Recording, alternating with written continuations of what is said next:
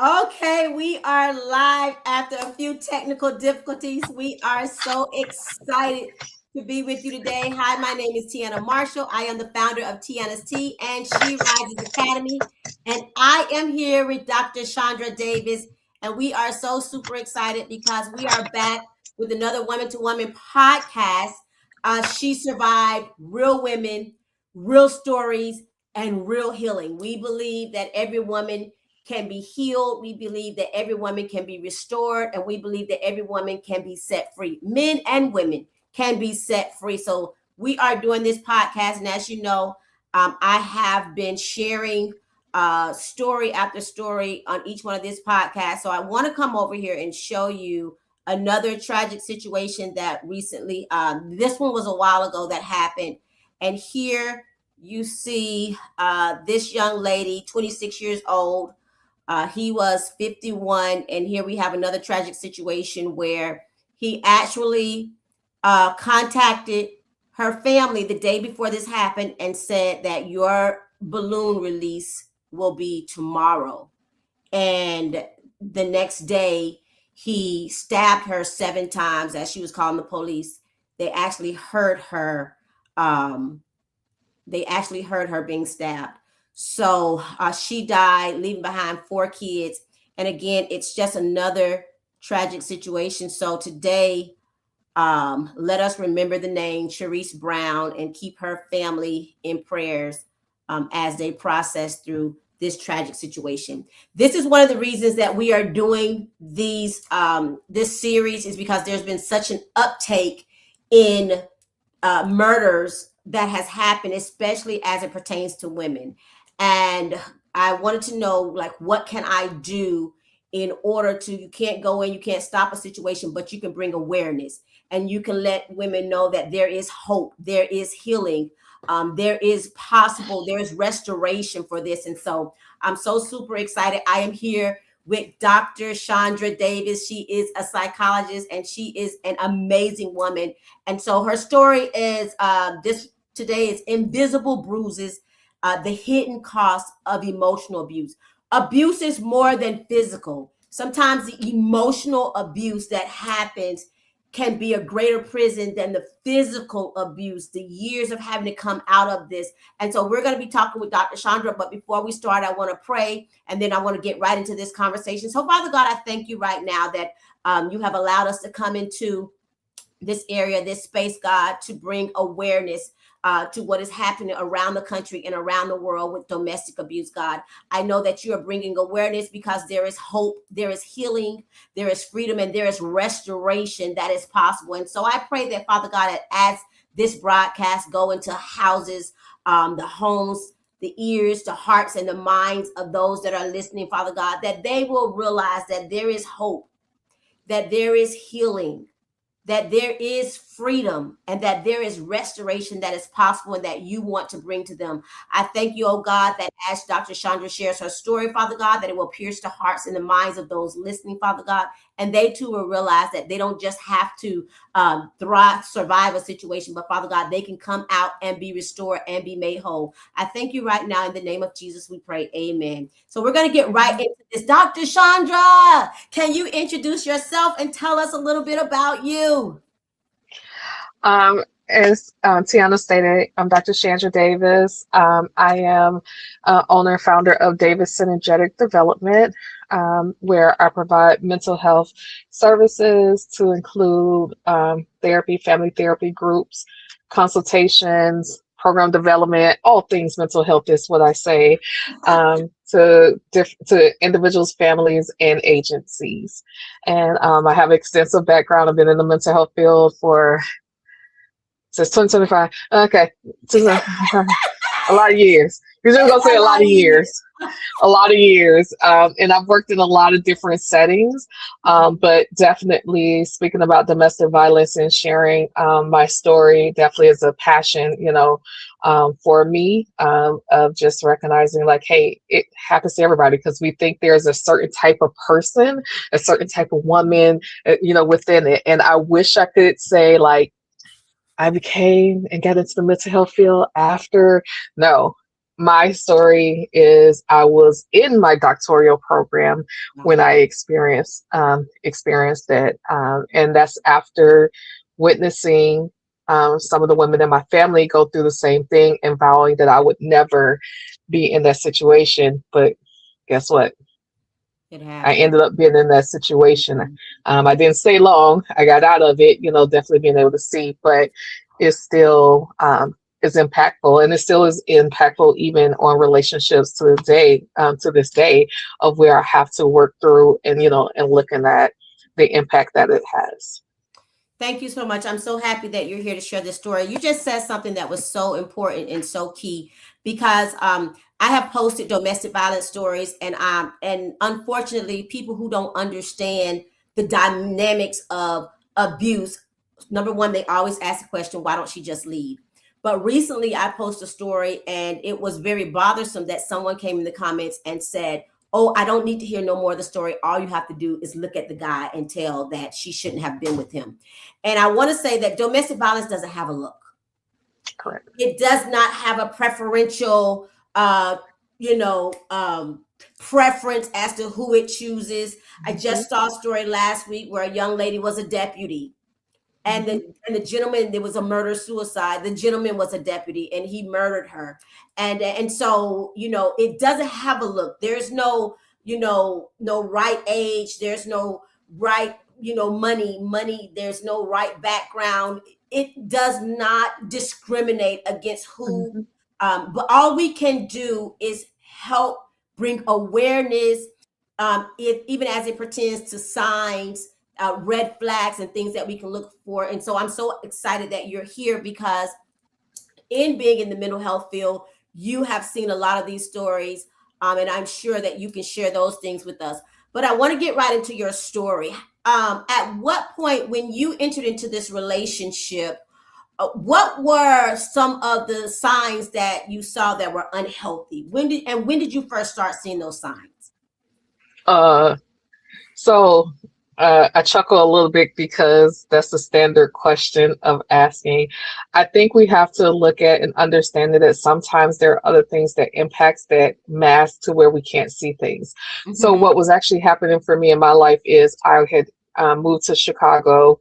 Well, back to Chicago because I was actually born there, to go to graduate school for my doctoral program, and leaving family. I do have some family there, but it still was very different.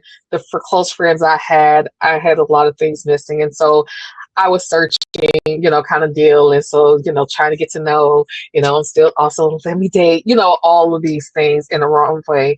And so what I came to learn through a lot of therapy afterwards myself is I was actually operating kind of from a functional depressive state. Dysthymia, if it's 2 years, is kind of what we call it from the mental health side.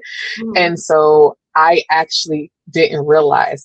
Actually, I found out later he was actually our first 4 dates. He was actually drunk, and I never saw it. Mm-hmm. Kind of, I didn't see it, and I still had things in place. Like he didn't know where I lived. Like, I mean, I ended up marrying him, and he joked about it all the time. He was like, "Yeah, she told me she lived in the opposite direction of where she lived." Like, I purposely walked a whole different way out of my way because I was Wow. always like, "No, no." Because of other things that happened with other family members in my past, and people tracking me down on their side with domestic violence. I was like, nope, you can't know where I live, and so I had these things in place, and I should know, kind of, situation, but I didn't. And so as going through it, I do think there were definitely some signs. There was alcohol abuse on his side of Mhm. things. And I got caught up, in the sense of I saw the signs. I can't say I didn't know. No, God gave me some big like blinking light signs I should have known. And Uh-huh. and it's like a week down to a week before the wedding.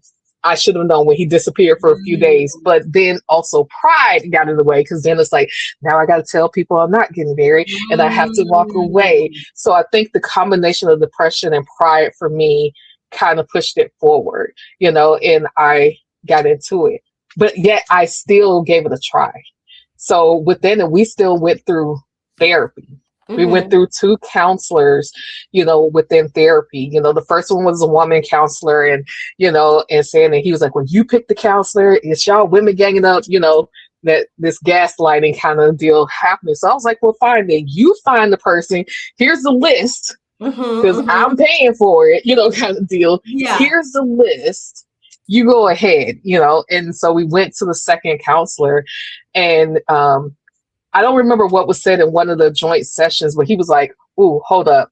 I need to meet with you guys both individually." And Mm. he did a session with me and he did a session with him. I don't know what happened in the session with him, but when it was over and we came back for the session together, he looked at us and he was like, "Y'all need to get divorced. There is nothing that can be done with this." Like, he was like, "This needs to Wow. end now." And I'm just Wow. like, Wow. what? Okay, I want to put a pin right there because I want to ask you a question about that. But I want Sure. to back up and ask you this question because I know that this is a very common question. And you said something. Number one, you said pride. I don't. Hmm. So many times, failure of relationship will cause us to remain in a relationship, especially when we hear when people say, "Oh, you're not going to work. Oh, he's no good for you." Then it's almost like we have something to prove, and Hmm. because we have something to prove, we remain in a situation longer than what we should. But I want to Yes. ask you this question: outside of pride, seeing the signs because you guys got married and you said some of the signs were there before you got married. God showed you a lot of the signs. Hmm. Outside of pride, what are some of the reasons that women overlook a lot of the warning signs? Last week we talked about a story that just happened in Polk County, which is closer to home, where I believe she was 20-year-old was murdered by a 40-year-old who had they had three children. It was a murder suicide situation. And from what I understand, is that the mother was in prison. So the young lady was kind of on her own. And so we can speculate that maybe she was looking for love. She was looking for something, a parental figure because he was 20 years her senior. But what are some of the reasons that women tend to overlook the red flags? Well, I mean, and I can definitely speak from my experience and from even some other people I've worked with and friends and others who've talked about it. There are also certain people that are in certain fields and certain things who can fall into this a lot. In the helping field, I work with Mhm. people all the time. We have this like I can change them. I can work with and change them, or I see the potential. I see what they could be if Wow. they just, Oh, just apply themselves or get it together. And so we sometimes overlook those things of mm, just being able because we want to have faith, and you also don't want to say that you were wrong, that you didn't pick the right person. yeah, For yeah. me, that I failed, as someone who's super successful, have been, like I was advanced in a lot of areas. Again, for part of that pride thing was like I would have to admit that I was wrong. And it's not to say, because I definitely had people, I had a lot of people in my life who was trying to tell me Hmm. that, hey, I don't think this is the right way. But the problem was there was only one person who was direct and told me. Uh-huh. Kind of deal. My best friend, she sat me down, she was direct, and she's like, I'm gonna say this one time and I'm gonna support you no matter what happens afterwards, but I'm gonna say this. Everybody else did it in these very subtle ways. Mm. And for me, if more people had been more direct with me, because they Mm. weren't connected. So this is not like all my family got together and did this. But if Uh-huh. they had all were as direct as that person was, Hmm. it would have gave me way more pause, you know, within So it. sometimes I think sometimes we don't want to offend, and so sometimes Yes. and we're so used to. I always say this, like we have this saying about fixing my crown, right? And Hmm. sometimes when you try to fix somebody's crown, they're like, leave my crown alone. It ain't tilted, and so it kind of pushes people away.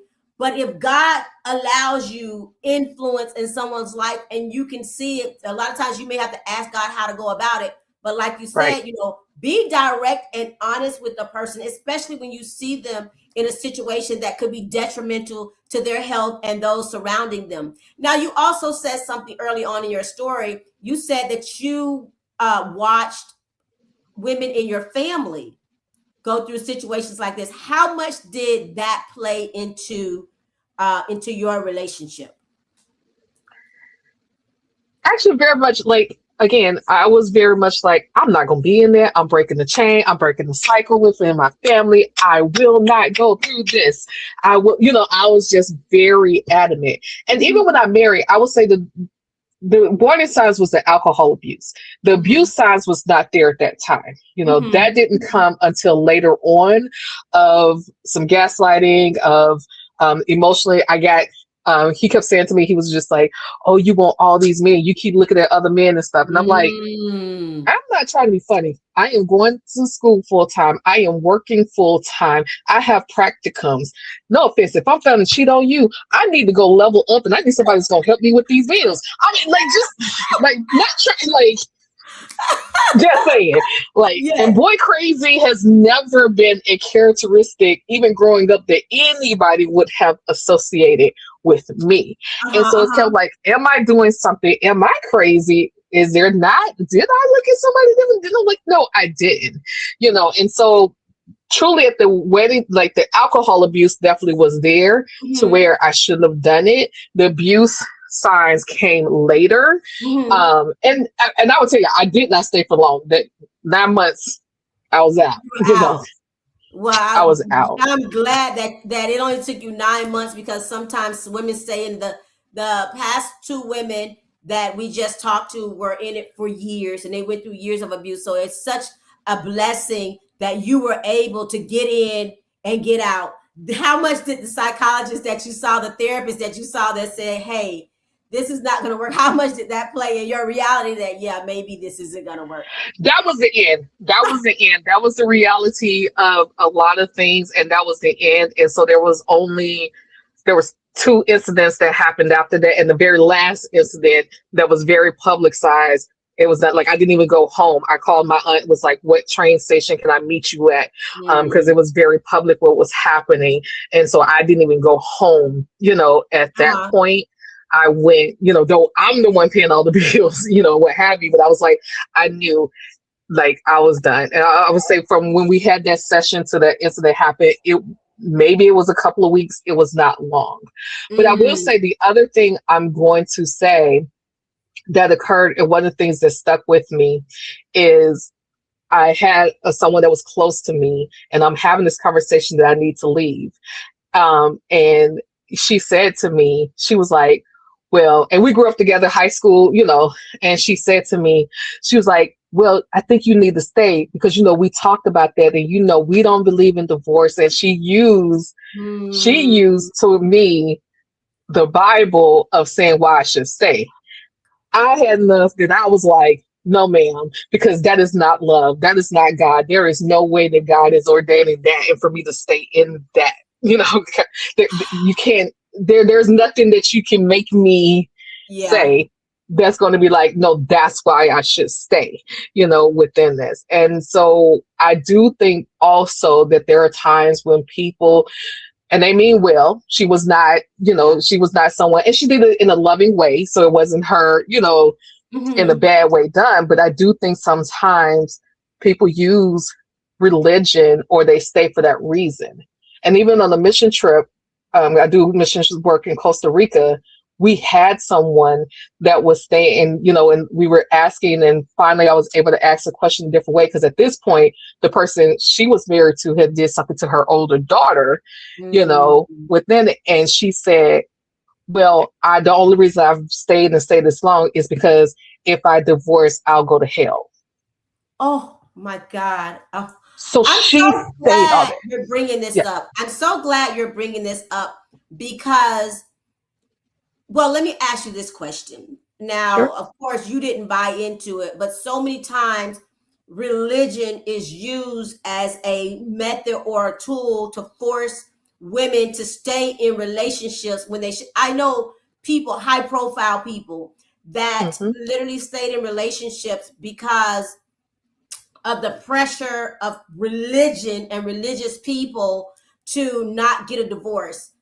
How did that make you look at religion and the Bible and God? Did it change your perspective? How did that change you? Did that, or did it affect you? It did not. I knew it was not what's for me, and this is where having your own personal relationship with the Lord, has to come into play. That you have to be able to understand and know, and that everything that is spoken to you is not for you. In the same right that she did that, there was somebody else.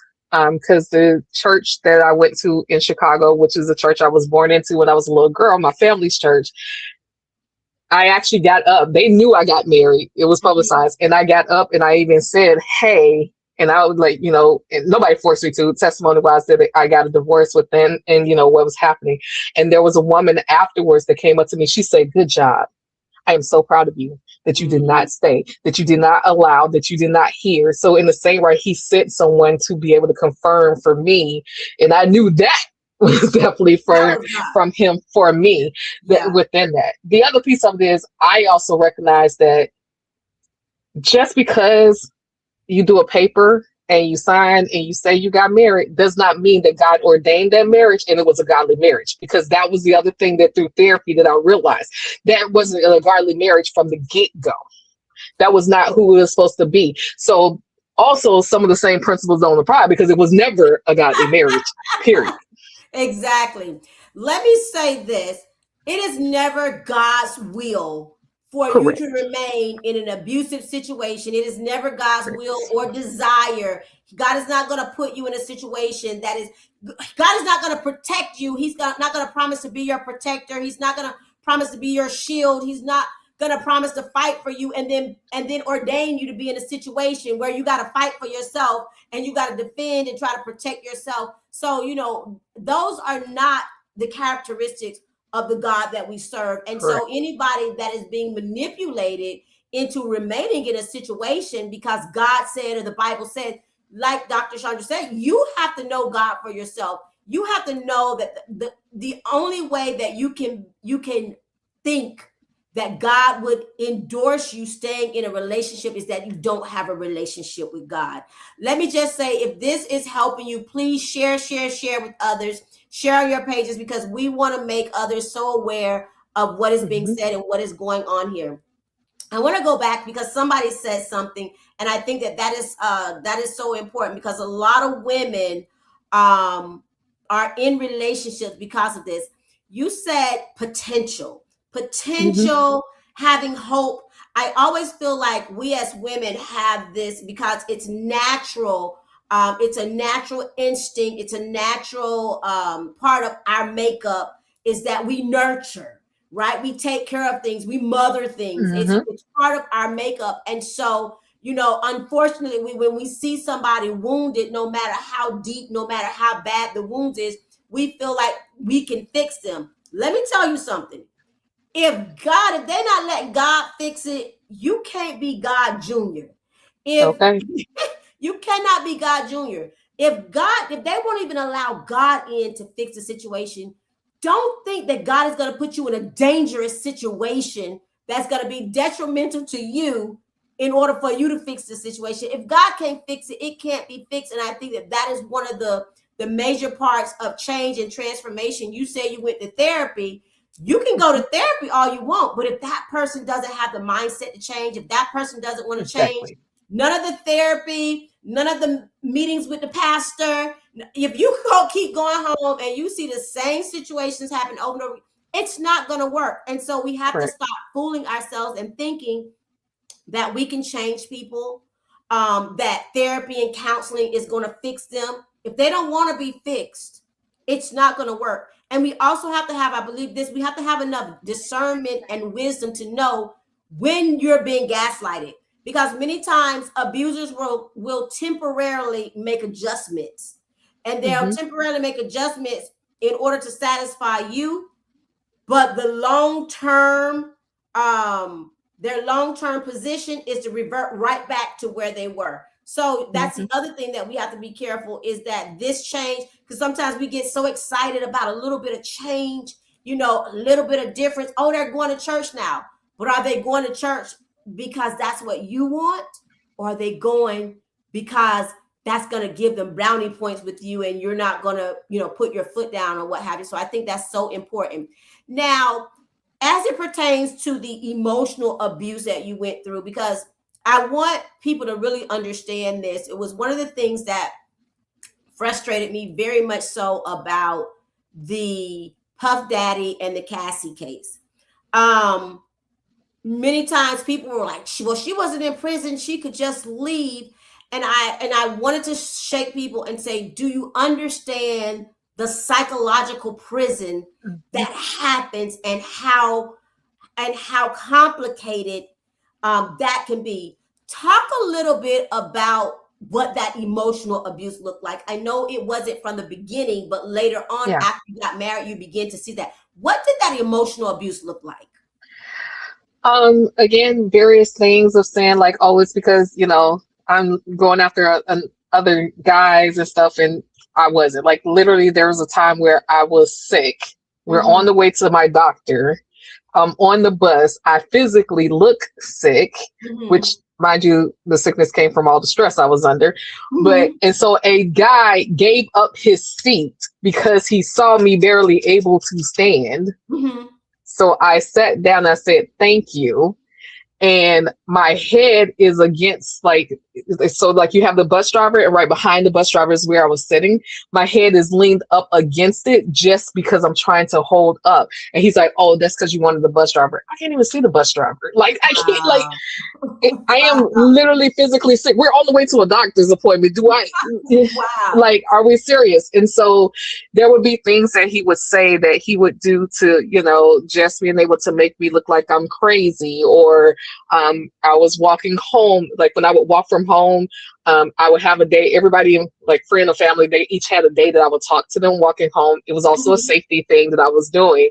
And so one of our neighbors who he hung out with is like talking, and it's like obvious. I'm like, I'm on the phone. Hey, I'm on the phone. So finally, I'm like, okay, I guess I gotta get off the phone. Like, the person on the other end hears this.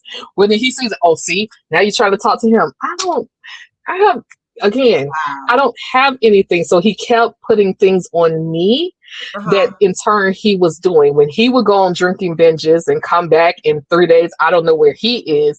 He would accuse me of stuff, which in turn I'm like, because it's probably because you were doing that stuff.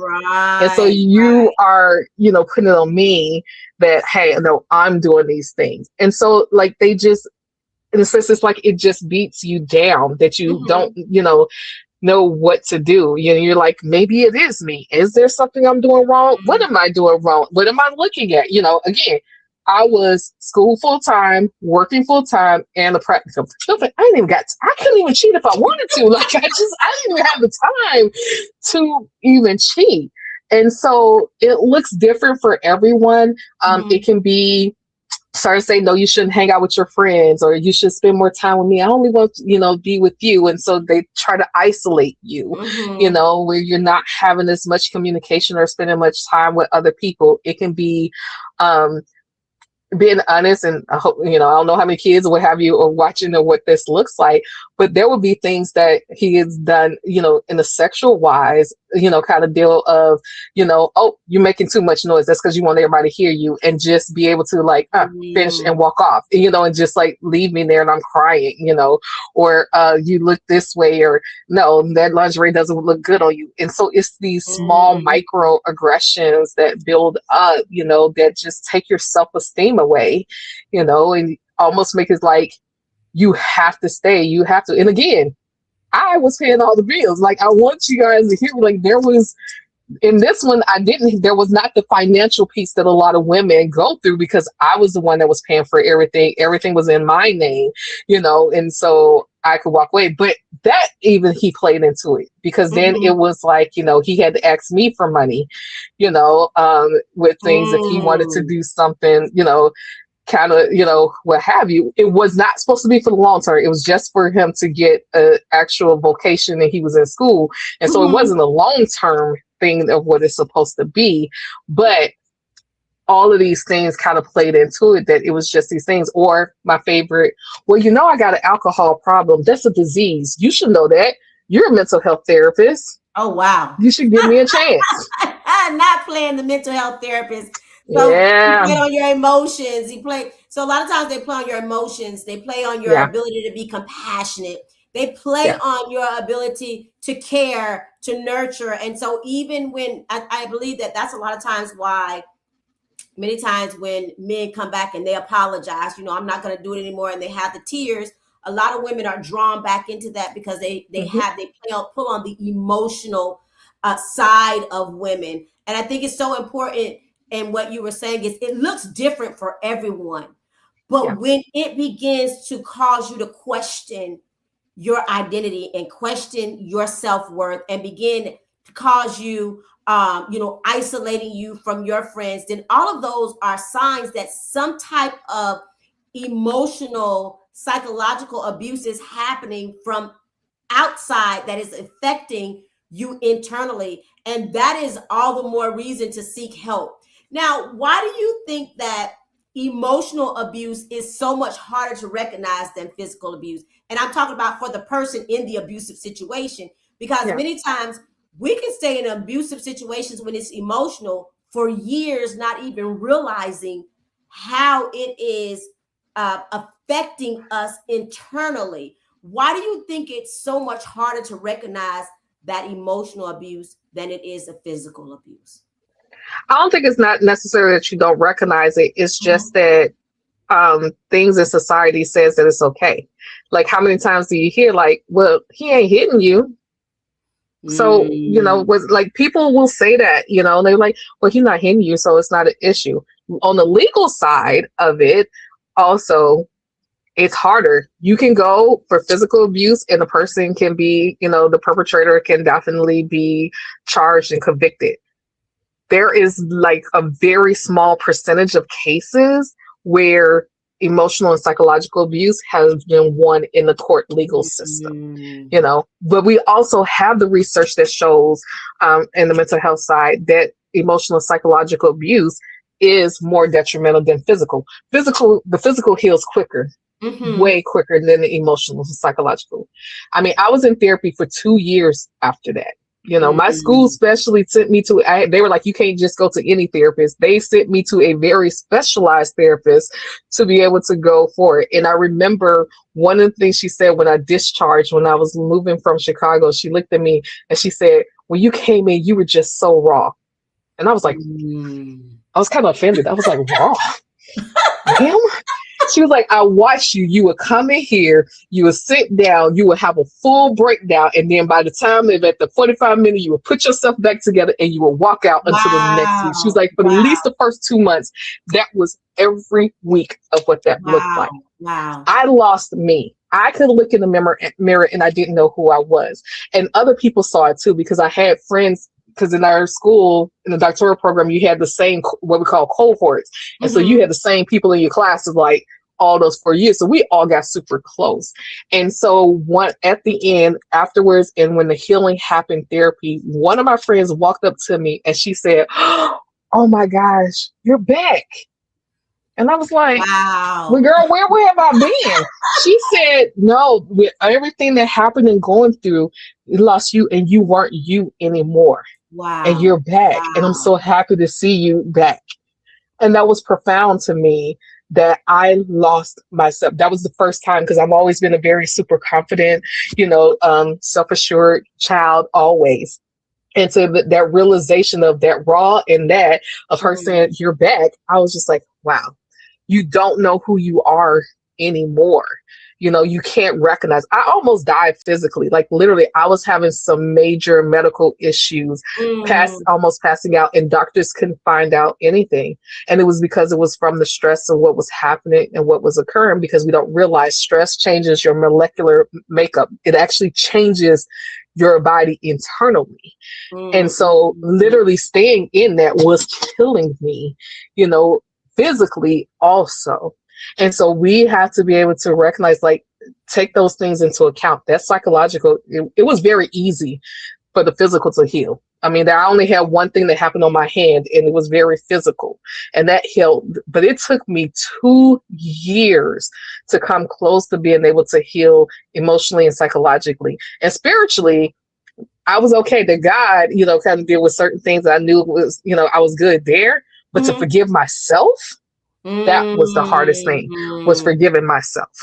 Wow, wow. So that debunks the lie that we learned when we were kids: sticks and stones may break my bones, but names will never hurt me. No, the Yeah. damage of psychological abuse can be so detrimental that it can take you years and years to come out of that.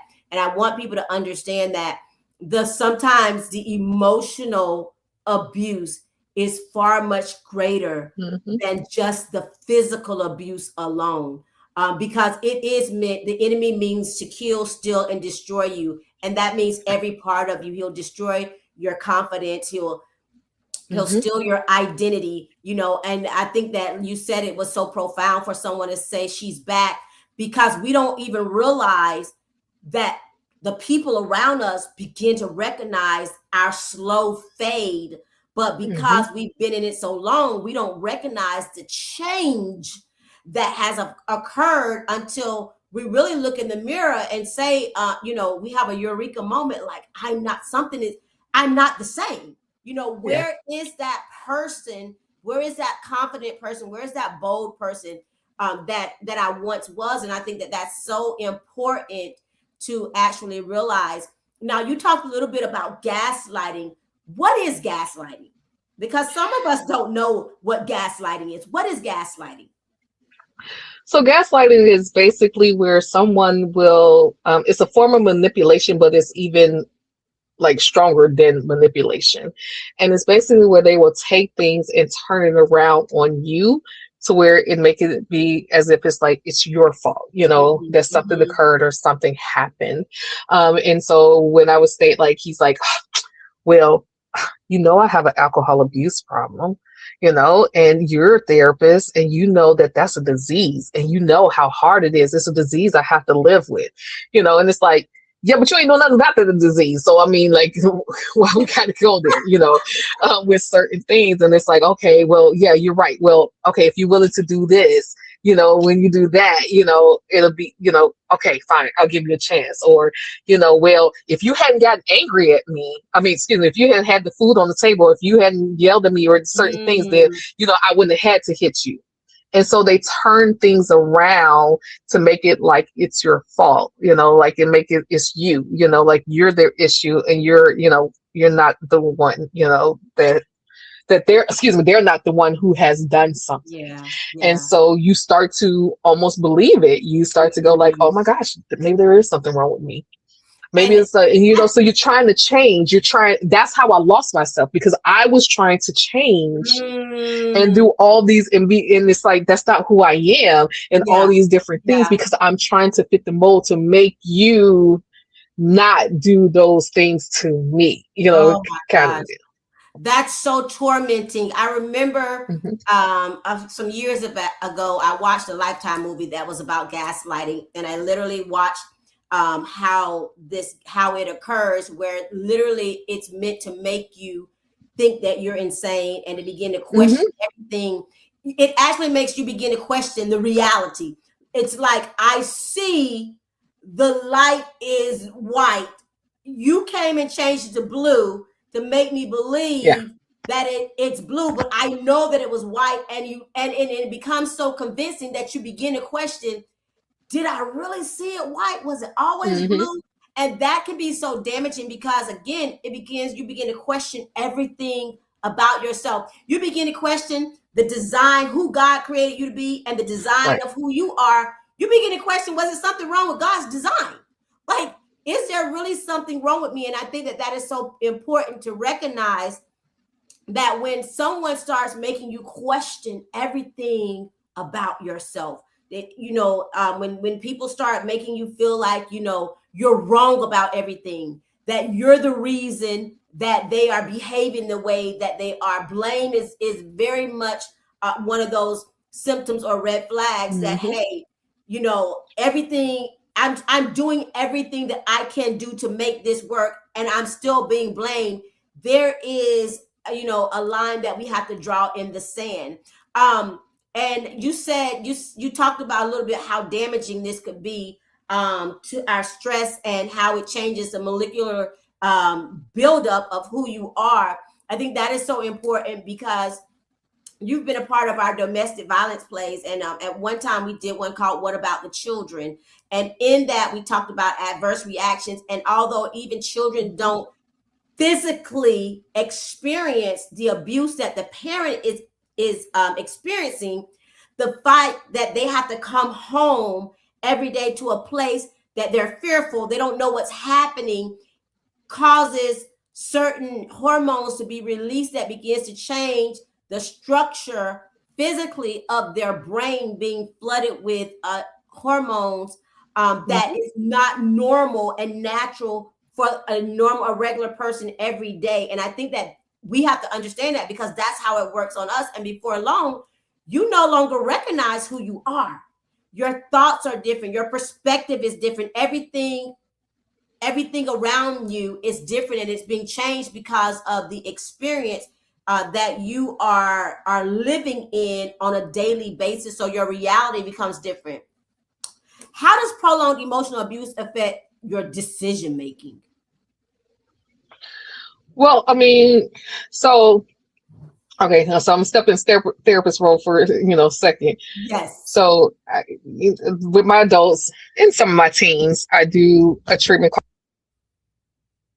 And basically, what it looks at is that we have these experiences that have occurred, for us when we're younger, Mm-hmm. adverse childhood experiences, which that's Mm-hmm. what you were just talking about. Which is why every time y'all go to the doctor now, they're asking about your trauma because it does affect your physical health. And what we have found is certain things happen and occur, and we create what's called these stuck points. And Mm-hmm. we operate out of these stuck points. So these things that happened to us when we were so much younger, we continue to operate out of them and continue to keep going, with them. And we don't even recognize and realize that we're responding and we're acting out of them in that manner. And so it creates that. So for some of us, it creates it when you go through the trauma. For some of us, there may have been other stuff that happened when we were younger, and then this happens and it reinforces what those stuck points that we already had about ourselves, that continues to go on. So for me, I'm also a survivor of childhood sexual abuse, Mm-hmm. and Mm-hmm. so within it, so even this whole sexual piece that he brought into it, he found my Achilles heel, Mm-hmm. within it, Mm-hmm. of being able to, like, nobody's ever going to love me. I'm plus size, I've always been plus size, and that actually happened out of a trauma of my dad dying when I was right before my 12th birthday. Mm-hmm. But in these things of like, oh, and so it's just like nobody else is going to want you like I do. Nobody else is going to make you feel the way that I do. And so there were some things that were already there from that also played into it, to where I'm also operating. So he found that tape that was Mm-hmm. already there and added to it in so many ways. And so it impacts even today certain things, so where in relationships where I have to watch, I have to, when I enter into relationships, I have to make sure that I don't hold somebody accountable for all the bad things that these other men have done to me, Mm-hmm. and that I'm not operating out of those stuck points. And it still creeps in, and it has to be like, oh, wait a minute, that's the stuck point. I am good enough. It's an Mm-hmm. identity crisis. Even when you were talking about, all they kept saying this identity crisis, because that's what gaslighting, and that's what it is. It attacks your identity, to Mm-hmm. where I lost who I was in Christ and knowing who I am with things. Mm-hmm. And Mm-hmm. so that's what is psychological. It breaks it down to where you don't know who you are, and it impacts Mm-hmm. you in such a negative way, and that looks different for everybody, because everybody has their own stuck points that they operate from if they don't know. And Mm-hmm. so, with therapy, with treatment, you can recognize, understand what they are, how to identify them, and then how to challenge them and to Mm-hmm. be able to break it down, which aligns also with the word, because then you can go find the script. You can go find what God says who you are, to be able Yes, to yes, make yes. sure you remember that and realign your identity and walk in what God has called you to walk in. Yes, I think that that's so important to recognize the problem. A lot of times, and you were talking about like childhood childhood trauma and things like that, which the enemy intentionally inserts in order to again distort your identity so that you don't know who you are. And so many Mm-hmm. times women get into relationships, I find, get into relationships without their God defined identity. And when you don't have a God defined identity, what often happens is that the enemy comes in and now he can begin to mold and make you into somebody that you're actually not, because you don't know who you are. And they say, when you don't, there's a saying that, you don't answer to every name someone calls you, right? When you know who you are, you don't answer to every name that someone calls you. But when you don't know who you are more prone to answer to names, to begin to morph into a stage that someone else has defined for you. So I think it's so important that we know who we are, that we, before we even enter into relationships. Many times people ask, well, why did she get into this relationship?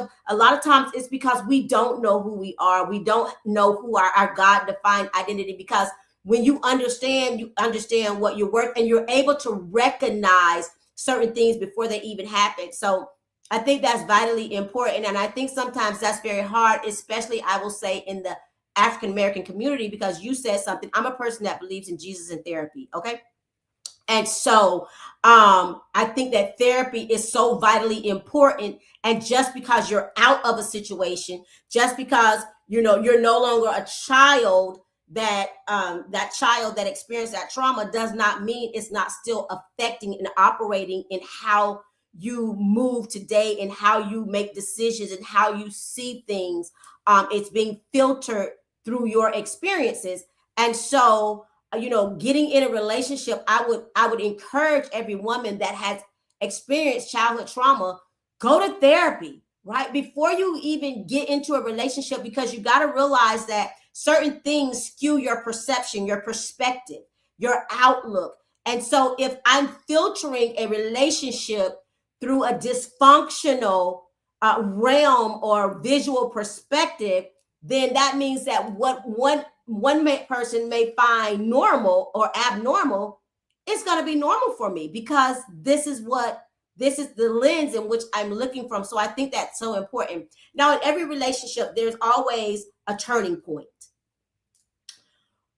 You said it earlier. If you don't mind sharing, what was that turning point? We can't hear you. Hear me Oh, now. wait. Okay, yes. Okay. Sorry about that. The turning point situation for me occurred. I was definitely doing a practicum. He had done one of his disappearing. He would go on binges and he would disappear Mm-hmm. for days. I wouldn't know where he is, where he's at, what he's doing, whatever. And he called me and was like, "Hey, I'll meet you at the train station," because I had a practicum on the west suburbs. And then he was like, "I'll meet you at the train station."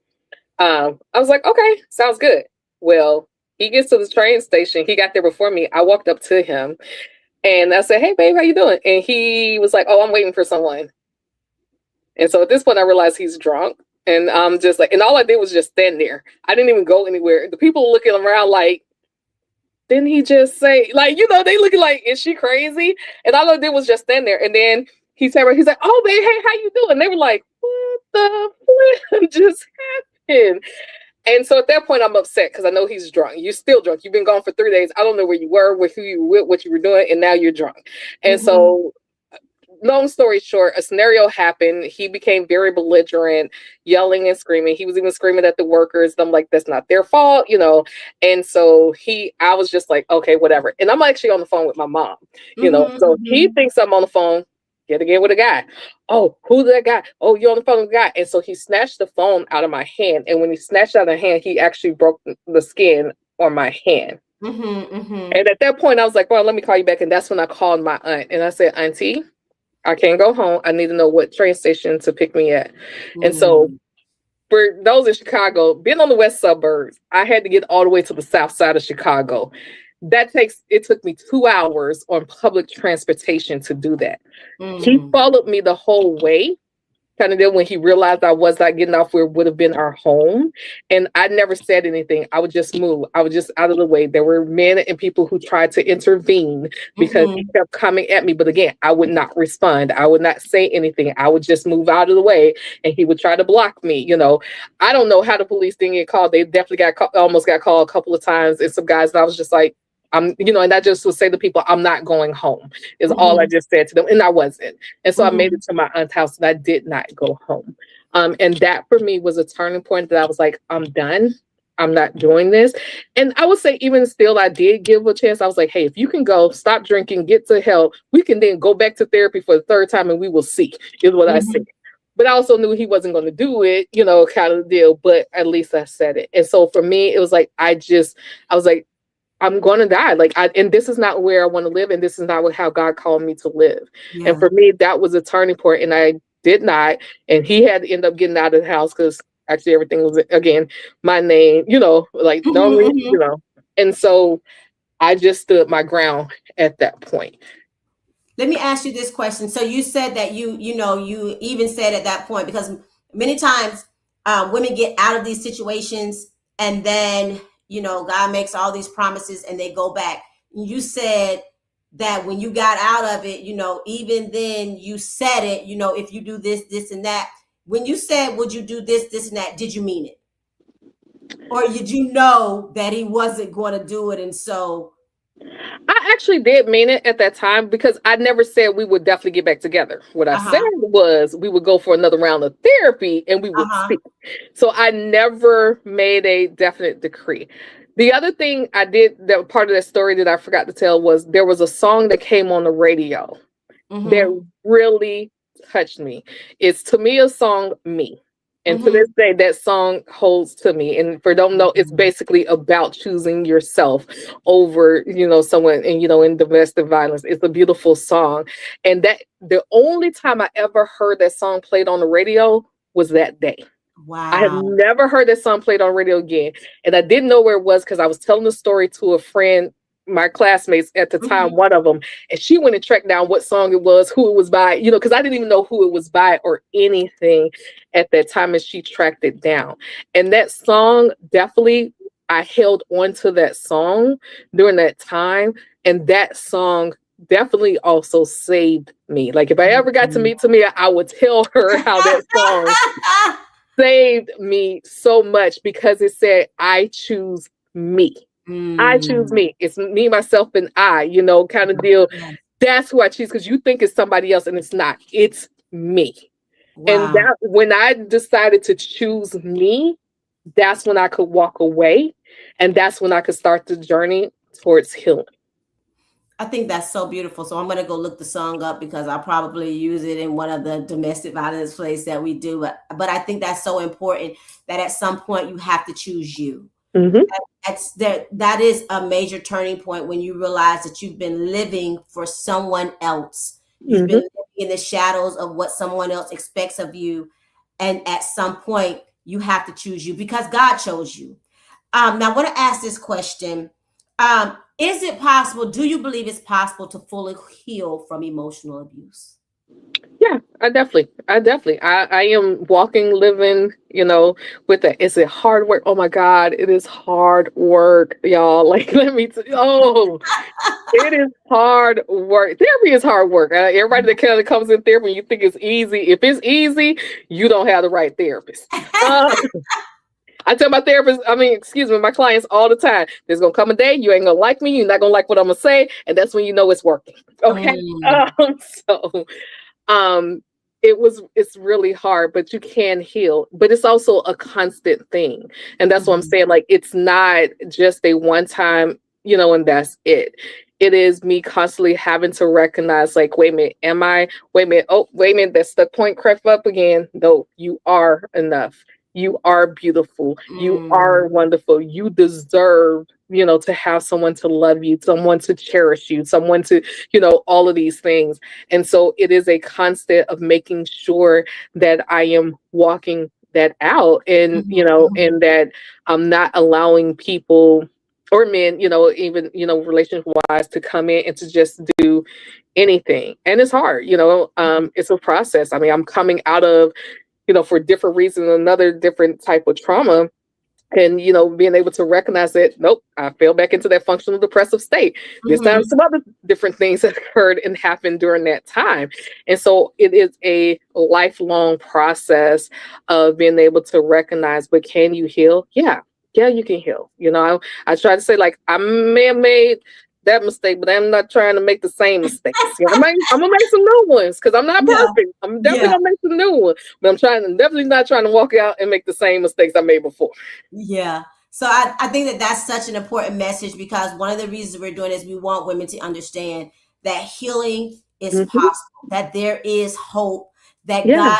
God can restore you back to who He created you to be, back to your identity, and you don't have to live in the residue of what your past experience was. Now, one of the things that we deal with when we comes to domestic violence is the aftermath. Hmm. And so I know therapy was a great part of the aftermath. Last week we talked about, or the week before, we talked about having a plan. You had an aunt that you could fall back on. What do you believe are practical steps that men or women can take before leaving a domestic violence situation or a domestic abuse situation? Well, one, we talk about definitely that leaving is the most dangerous time, Mm-hmm. that it occurs and it happens.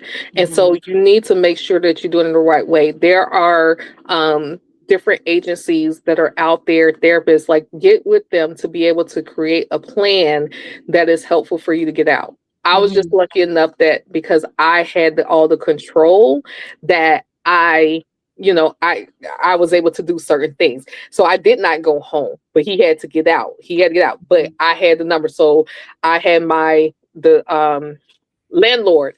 I called him immediately. I had the landlord Mm-hmm. change the locks. He took him off of the lease. He had only put him on the lease just to make him feel better, good, but it wasn't, because of anything else.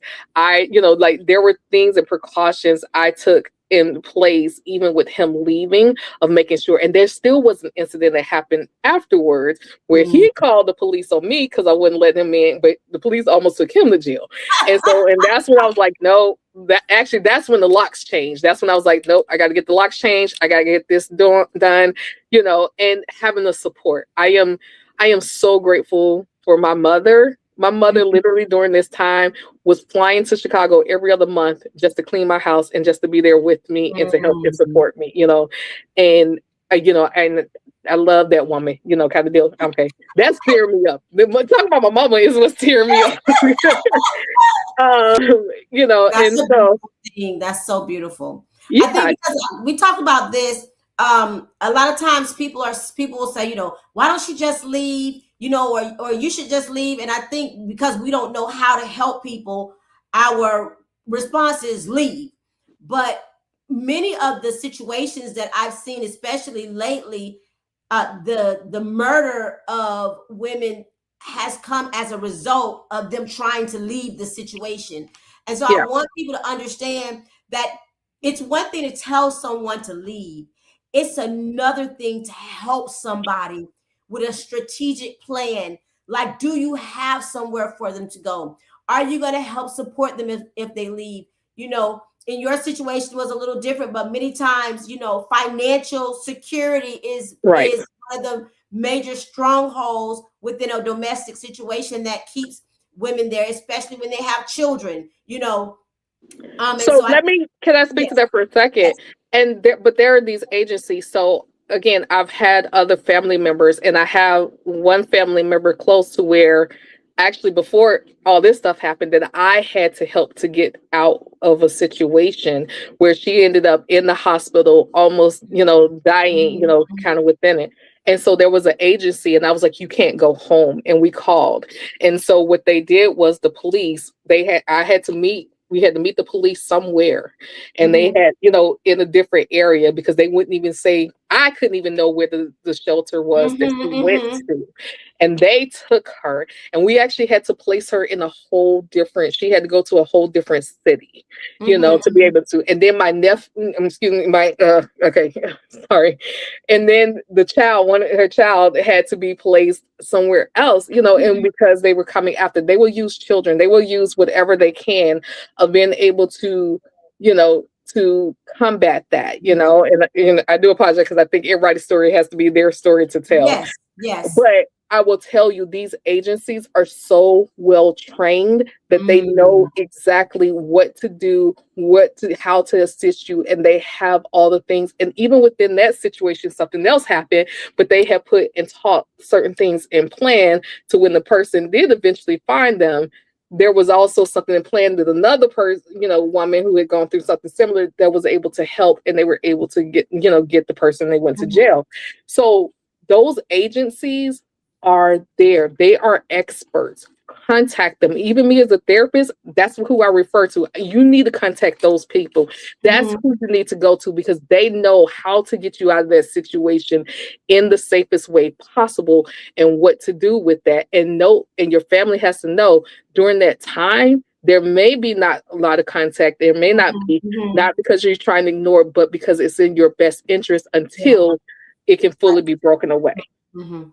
Thank you so much for that. I would like to go later and post like some of these agencies, but I do understand that there are so many agencies out here that are specialized, that are trained for for these situations. And I think that one of the questions I had was, how can family and friends help someone who's experiencing this? Because I talked about the on the first show, I had a friend that reached out to me whose husband, she was being harassed by her friend's husband who was abusing her. And then every time they would go through an abusive situation, then the husband would threaten to call the friend's husband and tell her stuff that friend had shared with the abusive husband. And the friend called me and she said, I can't do this anymore. She won't leave him and I'm leaving. And I thought to myself, gosh, this would maybe one of the most crucial times that she needs you. But a lot of times these are the things that happen. And so something that you said is, I talked about these agencies. One of the things that I think, that when we have someone that we know is in a domestic situation, become educated on how to help them. Mhm. Call the agencies, have information that you can provide to them. And not, Right. I mean, you may not can give it to them physically, you may not can send them, because a lot of times in abusive No, situations, people are checking emails, correct. they're checking, text messages and things like that. But find a way to get them the information that's necessary in order to help them. And I think we have to be so sensitive to that, because if you've never been in a domestic situation, you don't know the type of torment that these women go through. You don't know the type of Right. sniffing panties, checking text messages, checking emails. There was a young lady even that wanted to share her story, but she couldn't share her story because although she's out of the situation, he still has access to her emails, and if he saw it, there would be a problem. Until she got the situation resolved completely, afraid to even receive emails. And I think that we can't take those things for granted. Neither can we take the threats, the comments. If your friend tells you that, like I said, the story that I introduced earlier today, the young man, the guy told the family that the lady had just Hmm. buried her brother, and they did a balloon release, and he told the family the day before he murdered her is that her balloon release was coming soon.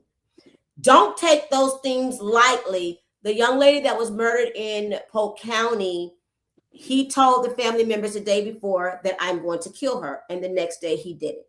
you know I don't, and I know sometimes we cannot understand why women stay, why men stay in these situations, but just know that you're being there, you being a voice, right? You being an outlet gives her some room, gives him some room to breathe, until he can actually see himself out of the situation. Because so many times I find that women don't have safe spaces, men don't have safe spaces where they can talk about what's happening to them and not be judged and not be questioned. Why are you still there? Get out of the situation. If you're going to encourage them to get out, then have a plan, because it's not just get out. That is so easy to say to someone when you're not in the situation, and fear doesn't have a grip on your soul, you Yeah. know. But that's the difference between sympathy and empathy, you Yeah, know? yes, Sympathy is talk just like, well, about you need to get out. But they be like, this feels lucky. I don't like the feeling. I need you to get out because I need to feel better. Versus it. Yeah, empathy is sitting with you and saying, you know what? That sounds hard. That really sucks. It sounds like it's a really difficult thing, for you, that you're going through. Wow. You know, that's so that, important to point out. There is a major difference, and a lot of times we sympathize with people's situation. But I remember there's a story in the Bible when one of the prophets, God said, go sit where they sit so you can experience what they experience before you speak to them. Sometimes you have to sit with a person, take your feelings, your emotions out of it, and hear their heart so that you have the compassion, right, that's necessary in order to help them navigate through the difficulties of what they're actually experiencing and what they're actually going through. yeah. What impact does abuse have on children who witness it? Oh, a lot, So more recent years and legislation has changed to where children who witness abuse, are and domestic violence are can actually be removed from the home. So it does not have to be directly happening to the children because of the impact that it has, on them psychologically, for them. Mhm. So it's huge. You're also teaching them that it's okay. You're teaching them that that's what it's supposed to be. I talk to people all the time. Is that the message that you want to give and that you want your child to be able to have, whether they are, you know, they are ones that grow up. Sometimes some grow up to turn into, abusers themselves, Mhm. sometimes not. Sometimes they gravitate towards people who are abusive and not. A lot of them don't know. Here's one of the other thing I really want people to understand and know. One Mhm. of the biggest age groups for domestic violence is actually teen. Teen violence is Mm. very much up there. And a lot of people don't realize and know that because a lot of times teen wise, they're not really saying anything and they think that they should because they think they'll never find anyone. So like all my teen Mhm. clients, most of them that we going through what healthy relationships look like, and I'm teaching those things. And they still, I got a client recently went through some of that and still ended up, in that type of situation, but had enough and knew and remembered what she got taught to go, all right, I gotta get up out of this, like, and didn't last long. We need to have these conversations and we need to be doing education to teens and watching what they're going through, the relationships that they're in, and not brushing it off as, oh, it's just teens being Mhm. teens. It is not. And so where go back to the set points of different things, it's because a lot of them, if we go back in their history, it started in some form of fashion in some type of relationship when they were teenagers that it was also occurring. And so my goal is always, I'm all about being proactive and not retroactive, is to educate. That's why I get on here and tell my story. That's why, I try to educate. That's why adolescents probably are my favorite group to work with, of teaching them, because the sooner we can have conversations, and it's not just about what not to look for. I don't think we have enough conversations about what does healthy relationships look like.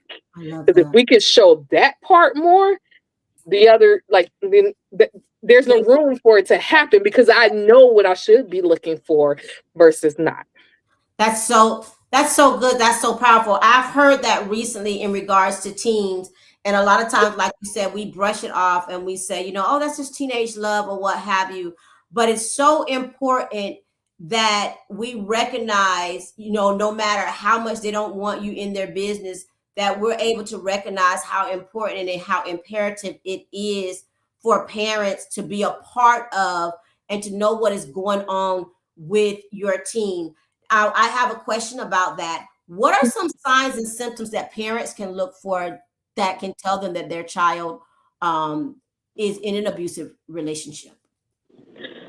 Some of the same things as adults. If they're hiding, wearing long sleeve shirts. It's hot in Florida right now. If anybody got on some long sleeve shirts, you might want to be questioning why they have it Mhm. on. And it's more than just those hoodies and going to school. The boyfriend's been, or I can't do anything. A loss of interest in activities. They're quitting stuff because they all their time is spent with the boyfriend or the girlfriend. Mhm. You Mhm. want to be able to be involved and to know, invite them over. You should know who your child is dating and what that looks like. Mhm.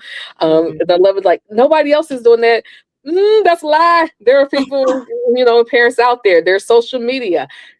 Here's an interesting fact. Social media is the vein of my existence when it comes to children and teens.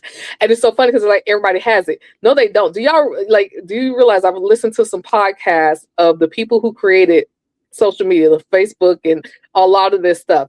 None of their kids have social media. You want to know why? Because they never created it for kids to have social media. So the very people, y'all getting all this money, allowing your kids to have it, they don't allow their kids to have this thing that you Mm. are allowing them to be able to have.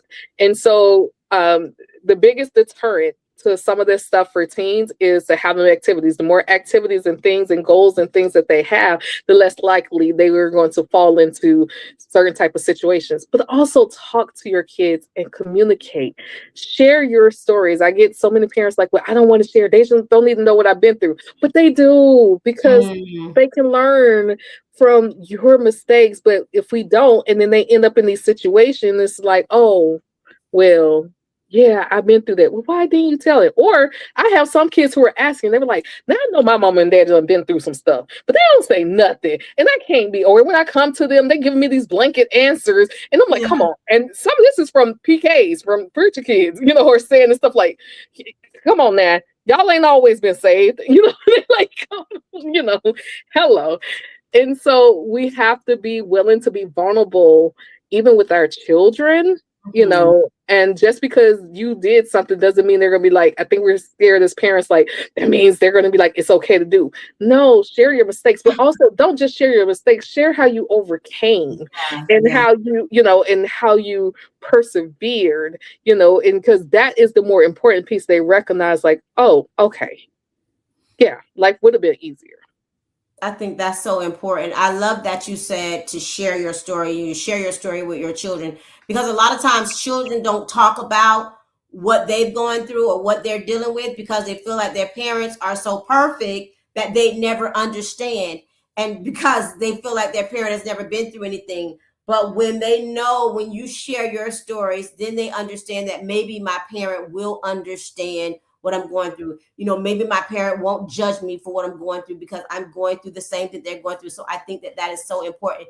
Thank you for sharing that with us. Thank you for sharing that this is happening so much more in teens than what we realize. And so that is something that we really, really need to pay attention to. Like I said, if we look at previous situations, when we start dating back, a lot of times we'll realize that a lot of these relationships happen in the teenage years because these girls are very young and the relationship started before they ended up dead and it started in their teens. Recently, I mean, there's this story that's happening now where the little girl was 13 years old, and I know people have heard this story, but the little girl was 13 years old. The mother's knocking on the door to come in. She won't open the door. When she finally opens the door, the guy is up under the bed. He's 20 years old, and something occurs anyways. He ends up dead in the front yard because the mom shoots him. But the daughter is 13. The man is 20. We got to know what our kids are doing. We got to ask questions. We got to invade their privacy, and we have to know what's happening. So I thank you so much for saying that. What message would you give to a woman that feels trapped today? Mm. I would definitely say that again. I would say, hey, you're worth more. Number one, you are worth more. And there is an out. It's hard, and you need to be strategic about what that out is. And Mm-hmm, so mm-hmm, we need to look at what that looks like for you and how to be able to get you to where you need to get out of the situation, because you can't start the healing process, you can't do any of those things until you're out of danger. That is the first. And Mhm. been on this, even therapy wise, none of us and nobody is going to touch going deep into your trauma until you're in a safe place where you can delve into the trauma and being able to work it through. And Mhm. so, like I said, it's hard work. I'm not going to sit here and pretend like it's not. You're going to Mhm. have some days. It's scary. It's really difficult. Um, it's making me think of, but the church, we had a guest pastor that spoke out of Nashville, and he talked about the difference of the spirit of fear Mhm. versus the feeling of fear. Mm. Because we always quote, he talked about, we quote like, God is not giving us the spirit of fear, but power, sound, mind, and recognizing that a spirit of fear is what stops you from doing things. The Mhm. feeling That's of good. fear, because he talked about the feeling of fear, God literally gives us fear because that's how we take risks. That's the faith, that allows us to keep going, and be brave in the midst of things that he's telling us to do. And so he talked about really understanding the difference between those two.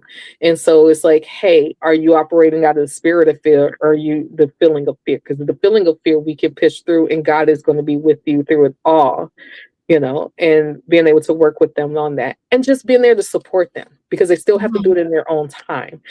So again, I knew I should have gone, but it still took me a couple of weeks, or a month, and afterwards, and I knew it was over, because I remember the day I called my best friend, probably remembers the day I called her and said, my marriage is over, I'm going to have to Mhm. leave. But it still didn't happen immediately. Got you. Can you finish this sentence for me? I Sure. survived because. I survived. I really think I survived because I had a praying mama, and I had a lot of folks praying for me. I'm gonna be honest with you. 'Cause, I thought about that. I was like, I survived because I had a lot of people praying for me, Mm. and I survived because I chose me. Oh, that's good. That's I very good. chose me. In the end, I have to do this. I recognize and realize God called me to be a psychologist. Let me tell y'all, because I didn't want to. That's a whole different another podcast, y'all. But that's a whole different story. But I didn't want to. I was called to do what I do. And it's like the person I'm scared more of is God. I don't want to get to the end. And he like, I told you to do what you didn't do. Mhm. And I had to choose me, because the only way that I can do what I was supposed to do is as I had to choose me. And so I think the prayers of these women, I know who these women are. I can call their names right now. Mm. And it wasn't just my mom. I can call, and these are some older women, Yeah. kind of feel, who were Listen. connected to me. And I know their prayers. And then I finally recognized that I just had to choose me. Again, that song, I mean, when I tell you, every time I hear that song, and she got another song called Love and I, where she Mm. talks about breaking up and stuff, but I know I'll love again. Those two Mm. songs got me through, some things. Because I was like, I ain't done, I don't want nobody. I ain't not, kind of deal. But it's like, you know what? I do. I do want love again. But then Let's this be thing, honest. like, I don't want don't look at me. Don't talk to me.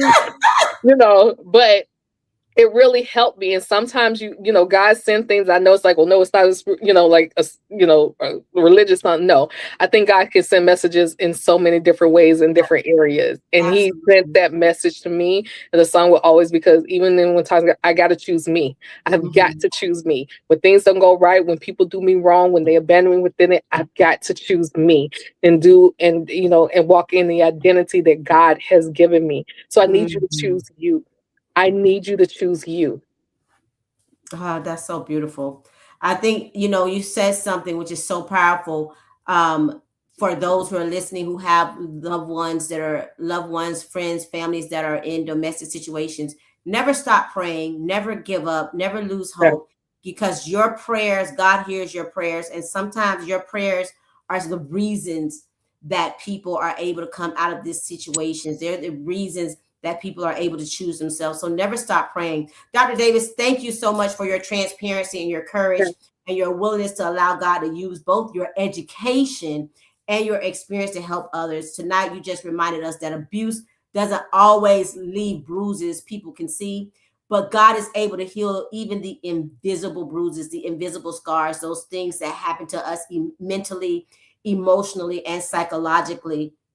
And so I think that that's so powerful. If you're watching tonight and you see yourself in this conversation, please know this: you are not alone. Yeah. You're not crazy, and you are not beyond help. And your story does not have to end in abuse. There is hope, there is help, there is healing. Dr. Chandra is a therapist, and I know she is extremely busy. I don't know what it is to get an appointment with her, y'all. I just know she is extremely busy, but I would love for you to share your information, for women, men to have your information, because there's nothing like having someone who has been through what you've been through and understand what it means to empathize, but also understands that there's hope and there is healing and can help. So, Dr. Chandra, if they want to get in contact with you, if they want to make an appointment, how do people get in contact with you?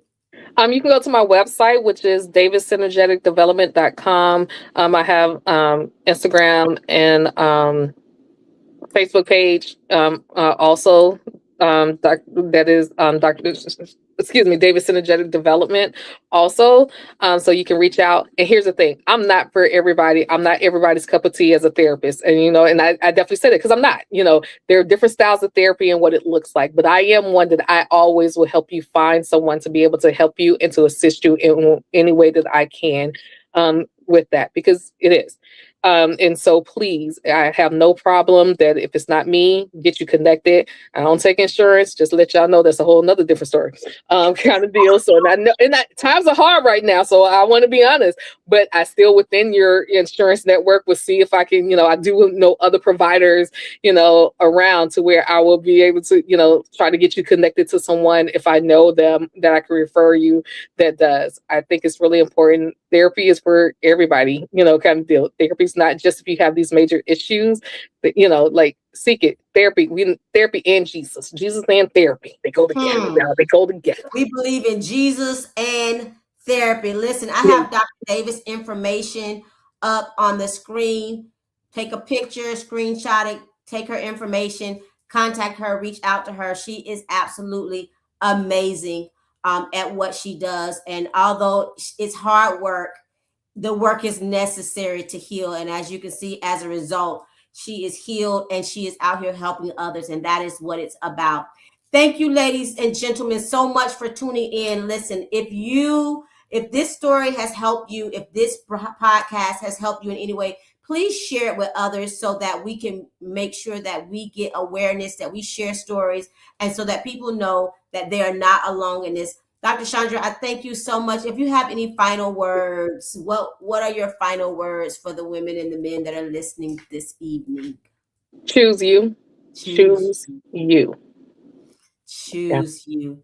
That is a mantra. Choose you, and everything else evolves and comes from choosing you. You begin to make the right decisions. You begin to get close to the right people. You begin to find your identity just from that one thing, those two words: choose you.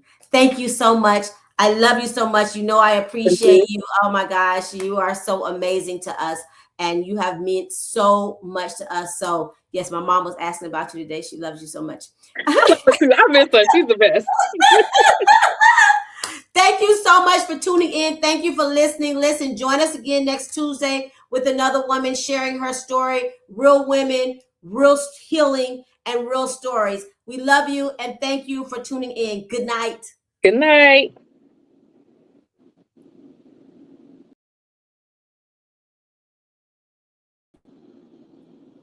All right. That was absolutely amazing. Thank you so much. You're welcome. You're welcome. Yeah, I do my best. I even started a new job, and I was like, y'all, I can't. This is on the books. I got to. I'm not changing that date. This is important, And so, thank you for the opportunity of being able to come on to share my story. Yeah. Definitely. You know what